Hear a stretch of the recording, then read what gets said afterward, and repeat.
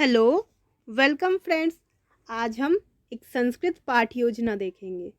जिन्होंने अभी तक इस चैनल को सब्सक्राइब नहीं किया है, जल्द से जल्द सब्सक्राइब कीजिए, वीडियो को लाइक कीजिए, अपने फ्रेंड्स के साथ शेयर कीजिए। और कोई भी डाउट या क्वेरी हो, कोई और चैप्टर चाहते हैं पाठ योजना या लेसन प्लान, तो कमेंट सेक्शन में कमेंट कर दीजिए। तो जब भी आप पाठ योजना बनाएं, सबसे पहले आप पाठ योजना नंबर लिखेंगे, क्योंकि आप जो भी एजुकेशनल कोर्स कर रहे हैं, बीएड, डीएलएड, बीएलएड, बीटीसी, कोई भी एजुकेशनल कोर्स, प्रोफेशनल कोर्स आप कर रहे हैं, तो आपके लिए पाठ योजना बनाना अर्थात लेसन प्लान बनाना काफ़ी इम्पोर्टेंट है। तो सबसे पहले लेसन प्लान आप जो भी बना रहे हैं उसका नंबर लिखेंगे। एज अ प्यूपल टीचर आप जिस भी स्कूल में अपॉइंट हुए हैं या आपके क्लास में ही अगर पाठ योजना बनाने को दिया जा रहा है, तो सबसे पहले आपको पाठ योजना नंबर लिखना है। फिर उसके बाद विद्यालय का नाम, मीन्स जिस भी स्कूल में आप गए हैं उस स्कूल का आपको नाम लिखना है। फिर देखिए, कक्षा, अंतरम दिवसः विषयः, तो क्लास ये 7th की पाठ योजना है। संस्कृत रुचिरा एनसीईआरटी में एक चैप्टर है अहमपि विद्यालयम गमिष्यामि, इसका भाग 2 है। क्योंकि जो मुझे लगा कि ये चैप्टर है एक दिन में प्रेजेंट करना या बच्चों को पढ़ाना पॉसिबल नहीं है, इसीलिए मैंने इस चैप्टर को 2 पार्ट्स में डिवाइड किया है। मीन्स 2 लेसन प्लान, मतलब 2 दिन आपको इसी चैप्टर को प्रेजेंट करना है स्टूडेंट्स के सामने। तो क्लास 7th हो गया। अब जिस भी अंतरम अर्थात जिस भी पीरियड में पढ़ा रहे हैं, पीरियड नंबर, फिर जिस दिन आप पढ़ा रहे हैं, और ये विषय तो संस्कृत है आपको पता है, तो ये गद्य की तरह है, तो गद्य बनाया है इसलिए ब्रैकेट में गद्य लिख लिया है। क्योंकि आप जो भी पढ़ा रहे हैं, गद्य, पद्य, कथा, तो आप ब्रैकेट में लिखेंगे, तो ये गद्य है इसलिए गद्य। फिर सेक्शन लिखेंगे कि जिस भी सेक्शन को आप पढ़ा रहे हैं, टाइमिंग जो भी आपका ड्यूरेशन है, और फिर दिनांक, जिस भी दिन आप लेसन प्लान को प्रेजेंट कर रहे हैं उस दिन का वो डेट लिखेंगे। और प्रकरणम में आप देख ही सकते हैं फ्रेंड्स, अहम अपि विद्यालयम गमिष्यामि भाग 2, भाग 1 जो है वो ऑलरेडी चैनल पर अपलोडेड है, तो आप वो देख सकते हैं। मैंने उसका लिंक डिस्क्रिप्शन बॉक्स और कमेंट सेक्शन में पुट कर दिया है। आप डायरेक्ट भाग 1 तक, उस पार्ट तक पहुंच सकते हैं। फिर आप मेल टीचर है या फीमेल टीचर है उस हिसाब से लिखेंगे कि छात्राध्यापिकायाः नाम या फिर छात्राध्यापकस्य नाम, आप अपना नाम लिखेंगे। फिर अनुक्रमांकः वर्गश्च, मीन्स आपका जो भी रोल नंबर है, university roll number, college roll number, आप वो लिखेंगे और सेक्शन लिखेंगे। तो जब भी आप गद्य शिक्षण, गद्य के रूप में पाठ योजना बना रहे हैं, सबसे पहले इम्पॉर्टेंट होता है भाषागत उद्देश्यानि। अब भाषागत उद्देश्यानि में 3 पार्ट्स हैं, देख लीजिए। पहले नूतन पद परिचय, कि इसमें जो भी आपको लगता है नए नए वर्ड्स आए हुए हैं, नए नए पद आए हुए हैं, आप वो लिखेंगे। फिर अनुस्मरणम, कि जो वर्ड्स आपको ऐसा लगता है कि हाँ स्टूडेंट्स को याद रखना चाहिए, वो डेली लाइफ में यूज़ कर सकते हैं, वो लिखेंगे। और फिर अवबोध, तो अवबोध तो यही है कि जो भी नए वर्ड्स आएंगे या जो भी अनुस्मरण उनको करना है वो सब कुछ है ही। तो मुझे ये सारे वर्ड्स लगे, बाकी आपको अगर दूसरे वर्ड्स लगते हैं तो आप वो लिखिए, क्योंकि सारे वर्ड्स यहाँ लिखना पॉसिबल नहीं है। तो जो जो मेन वर्ड्स लगता है आप यहाँ पर लिख सकते हैं, किसमें, भाषागत उद्देश्यानि के अंडर। फिर है कौशल उद्देश्यानि। अब कौशल उद्देश्य में तो वही होगा कि LSRW, श्रवण, पठन, वाचन, लेखन, ये सारे कौशलों, मतलब इन सब का विकास, सभी कौशलों का विकास करना इसका एक उद्देश्य है। फिर उसके बाद है विशिष्ट उद्देश्य, कि ये जो पर्टिकुलर चैप्टर है अहम अपि विद्यालयम गमिष्यामि, इससे पर्टिकुलरली स्टूडेंट्स सीखेंगे क्या। तो जो मुझे लगा कि इसमें क्या है कि RT 2009 के बारे में स्टूडेंट्स को स्पेशली ज्ञान प्रदान करेंगे, या फिर वो इस बारे में जानेंगे, कुछ ना कुछ तो जानेंगे ही इस चैप्टर के थ्रू, क्योंकि ये पर्टिकुलरली इसी चैप्टर पर बेस्ड है। उसके बाद सहायक उपकरणानि, तो आपने जो भी यूज़ किया है इस चैप्टर को पढ़ाते हुए, इसको प्रेजेंट करते हुए स्टूडेंट्स के सामने क्लासरूम में, आप वो सब लिखेंगे कि बुक, ब्लैक बोर्ड, चौक, वो सब कुछ। फिर है पूर्व ज्ञानम। पूर्व ज्ञानम में आप लिखेंगे कि जो भी आपको लगता है, जो प्रीवियस नॉलेज, जो एज्यूम्ड नॉलेज, जो आपको लगता है कि स्टूडेंट्स पहले से जानते हैं, क्योंकि क्लास 7th के स्टूडेंट्स हैं तो वो पहले से जानते हैं, वो आप इसमें लिख सकते हैं, मतलब लिखेंगे ही, क्योंकि क्या होगा, उसी के थ्रू हम प्रस्तावना बनाते हैं। बट ये जो है आपका लेसन प्लान, ये पार्ट 2 है, यूनिट 2 है, इसलिए आपको पूर्व ज्ञान दूसरे चीज़ों से नहीं लेना है। जो आपने फर्स्ट पार्ट पढ़ाया है उसी से आप पूर्व ज्ञान के क्वेश्चंस लेंगे, मतलब प्रस्तावना के क्वेश्चंस लेंगे। तो जिन्होंने अभी तक फर्स्ट पार्ट नहीं देखा है उसका लिंक मैंने डिस्क्रिप्शन बॉक्स और कमेंट सेक्शन में पुट कर दिया है, आप वो उससे देखकर वीडियो तक डायरेक्ट पहुंच सकते हैं, या फिर आप वैसे ही सर्च कीजिए तो आपको मिल जाएगा वो वीडियो। तो सबसे पहले आपका क्या हो गया, प्रस्तावना। तो प्रस्तावना के क्वेश्चंस जो मुझे लगे कि हाँ इम्पॉर्टेंट है, बच्चों को जानना चाहिए, तो वो मैंने लिखा। फिर उसके बाद लास्ट जो आपका क्वेश्चन होगा समस्यात्मक प्रश्न। तो समस्यात्मक प्रश्न में आपको वो लिखना है कि हाँ जिसमें आपको लगता है कि हाँ बच्चे डाउट में होंगे, बच्चे फंसेंगे इस क्वेश्चन में, तो वो आपका समस्यात्मक प्रश्न होगा।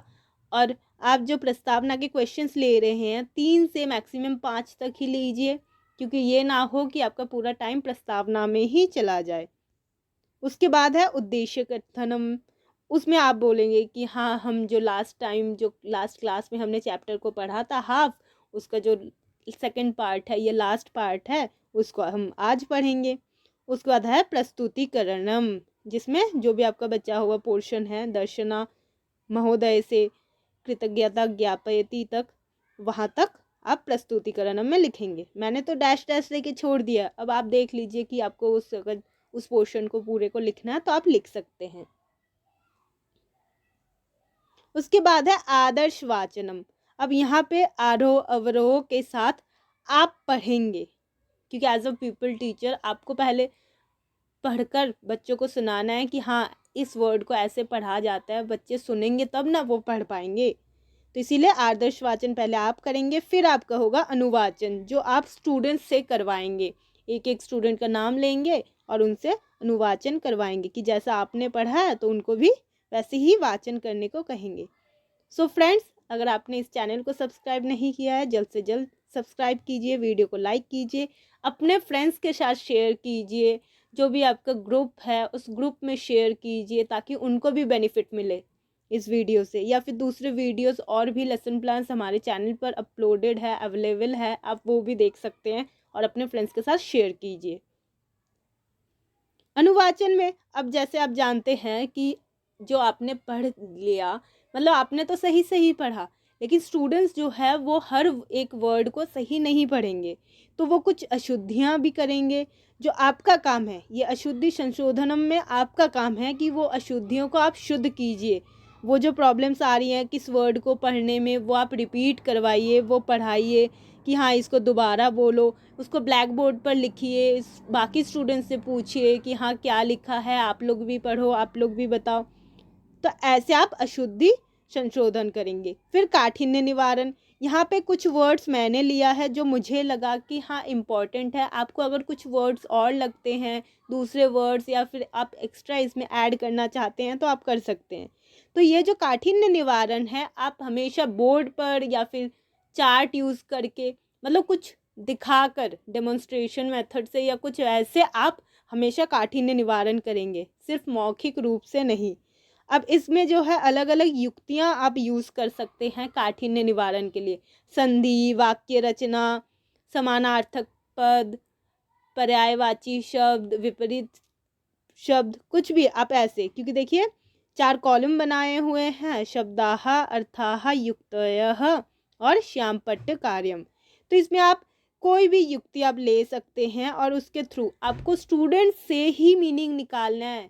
आप खुद डायरेक्टली मीनिंग नहीं बताएंगे, आपको स्टूडेंट से ही पूछकर वो मीनिंग लिखना है।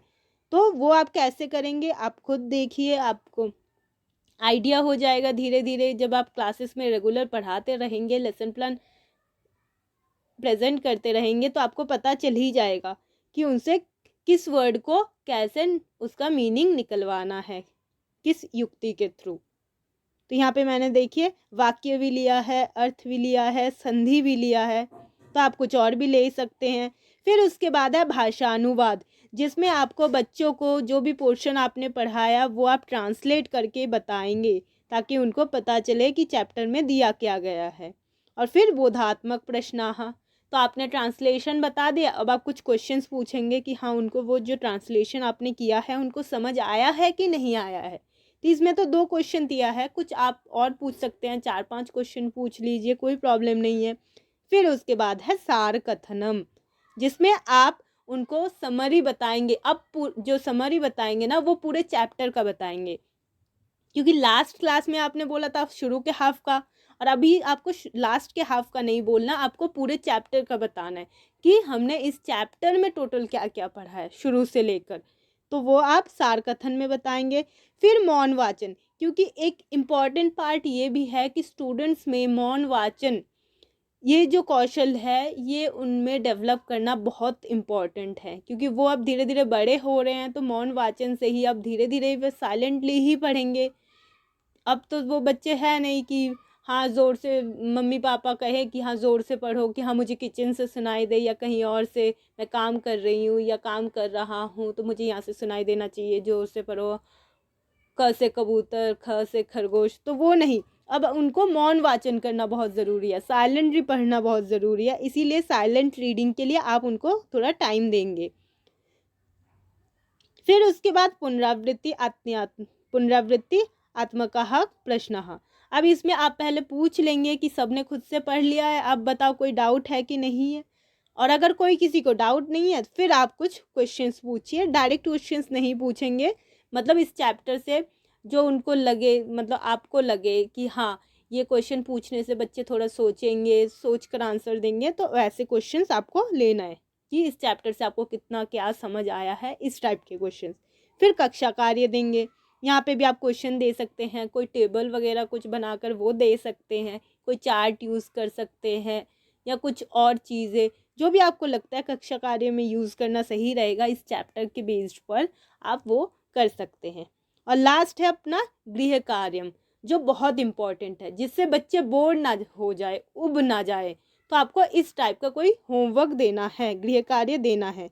जैसे यहाँ पे मैंने दिया है कि नई शिक्षा नीति जो 2020 है अभी जो है, कि इसके विषय में पढ़कर 10 वाक्य, अब 10 नहीं 5 ही दीजिए, क्योंकि नई जो शिक्षा नीति है वो टीचर्स के लिए ही अभी हार्ड है समझना सब कुछ, तो वो क्या समझेंगे।